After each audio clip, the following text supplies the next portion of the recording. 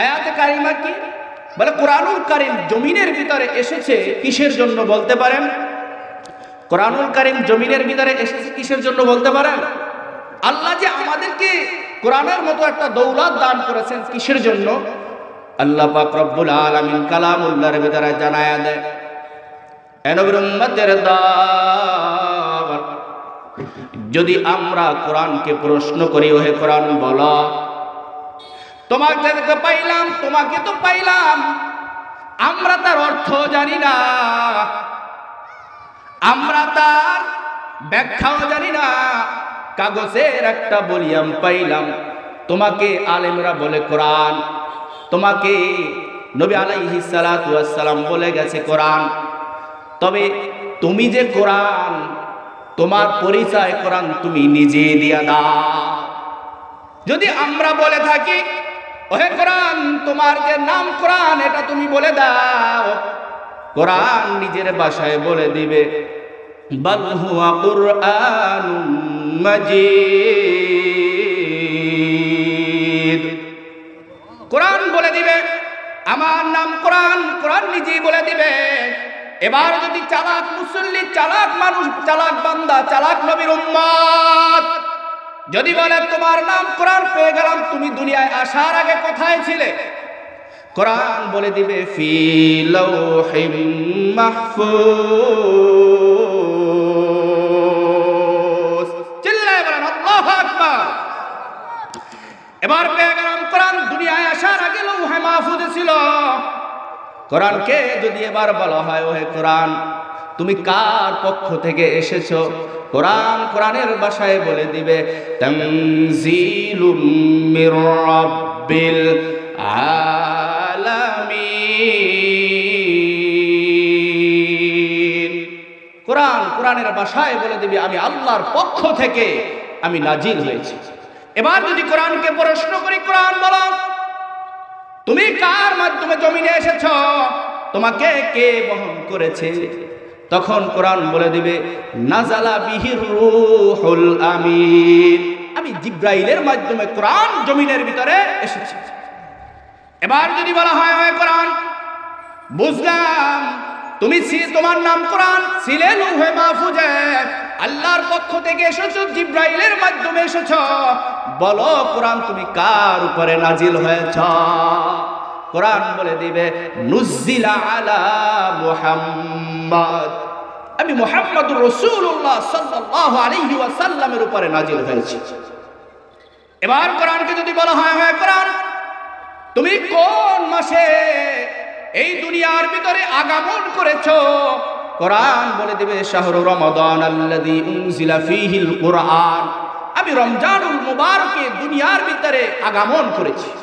এবার যদি কোরআনকে বলা হয় হে কোরআন বলো তুমি কোন রজনীতে, কোন রাত্রে তুমি এই জমিনের ভিতরে এসেছো?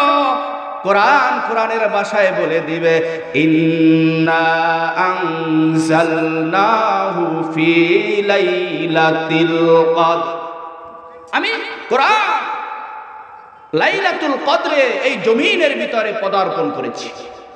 এবার যদি কোরআনকে বলা হয় ওই কোরআন বলো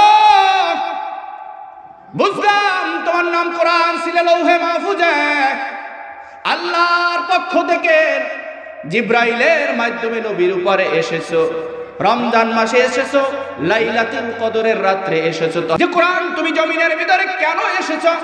তখন কোরআন কোরআনের ভাষায় বলবে হুদাল লিল মুত্তাকিন, হুদাল লিন্নাস, হুদাল লিল আলামিন।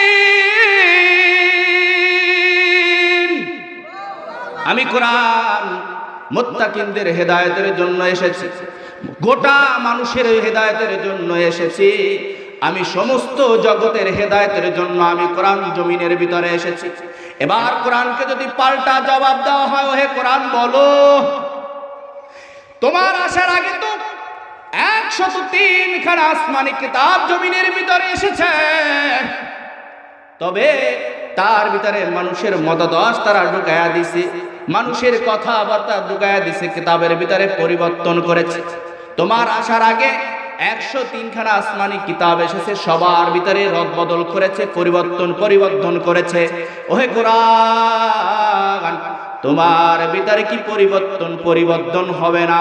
কোরআনের ভাষায় বলে দেয়, না না, আমার ভিতরে বিন্দু মাত্র পরিবর্তন হবে না। ইন্না নাহনু নাযালনা যিকরা ওয়া ইন্না লাহু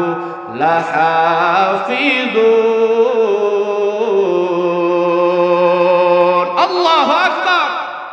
কোরআন বলে, আমাকে নাজিল করেছে আমার আল্লাহ, হেফাজতের মালিক নিয়ে দিয়েছেন আমার আল্লাহ। আমার ভিতরে একটু পরিবর্তন হবে না।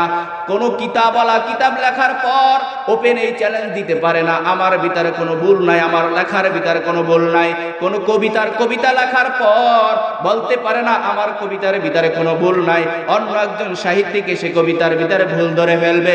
কোন গল্পকারক গল্প লেখার পর বলতে পারবে না আমার এই গল্পের ভিতরে ভুল নাই, আর একজন সাহিত্যিক এসে ভুল ধরে ফেলবে। কিন্তু আল্লাহ পাক রব্বুল আলামিন কোরআন নাজিল করার সাথে সাথে বলে দিয়েছেন, লা রাইবা ফি, আমার এই কোরআনের ভিতরে কোনো সন্দেহ নাই। নবী আলাইহিস সালাতু ওয়াস সালাম বলেন, এ নবীর উম্মতের দল, হতে পারে এই কথাগুলো কারো জন্য হেদায়েত হয়ে যেতে পারে। আপনাদের সামনে কিছু নতুন কথা বলবো, ভালো করে শুনে নেন। এরা নবীর উম্মতের দল। নবী আলাইহিস সালাতু ওয়াস সালাম বলেন, আল্লাহ যার সিনাটাকে পছন্দ করে, কি যার সিনাটা পছন্দ করে, ওই সিনার ভিতরে আল্লাহ পাক রব্বুল আলামিনের কালাম কোরআনুল কারীমকে হেফাজত করে। আল্লাহ পাক রব্বুল আলামিনের কালাম কোরআনুল কারীমকে হেফাজত করে কোথায়? যেই সিনাটা জমিনের ভিতরে, যেই বান্দার সিনাটা পছন্দ করে, ওই সিনাটাই হয় লৌহে মাহফুজ। কারণ কোরআন প্রথম ছিল লৌহে মাহফুজ, আর দ্বিতীয় হলো হাফেজের সিনাটা লৌহে মাহফুজ। আপনি যতই চিন্তা করেন, হাফেজের শরীর যদি টুকরা করেন, কোরআন কোথায় যে লুকায় আছে বলতে পারবেন? অথচ যদি একজন হাফেজকে বলা হয়, ওই হাফেজ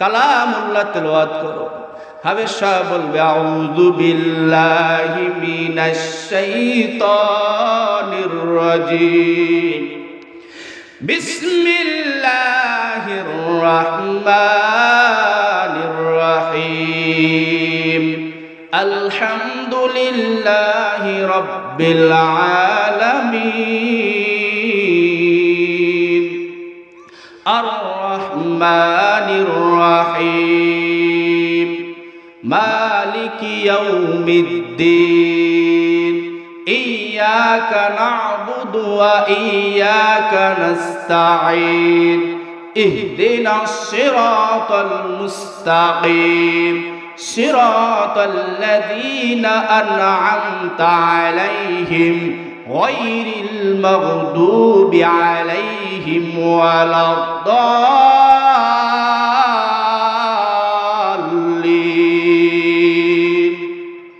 টপ করে হাফেজ সাহেব বলে দিবে। অথচ কোরআন যদি যত বিজ্ঞানের আবিষ্কার, যত মেশিন হোক না কেন, যন্ত্র হোক না কেন, কোন হাফেজ সাহেবের দেহ চেক করে পাবে? কারণ দেখা যায় না। কিন্তু আল্লাহ পাক রব্বুল আলামিন হেফাজত করেছেন ওই ছোট 7 বছর 8 বছর ওই শিশুর সিনার ভিতরে কোরআনকে হেফাজত করেছে। কোন পণ্ডিত যদি বলে যে জের পরিবর্তন করে বলে যে আমি আজকের জের পরিবর্তন করে বলবো, কিন্তু 8 বছরের বাচ্চা বলবে, সাবধান, আপনি এখানে জের পরিবর্তন করেছেন, বলে কিনা হাফেজ সাহেবরা?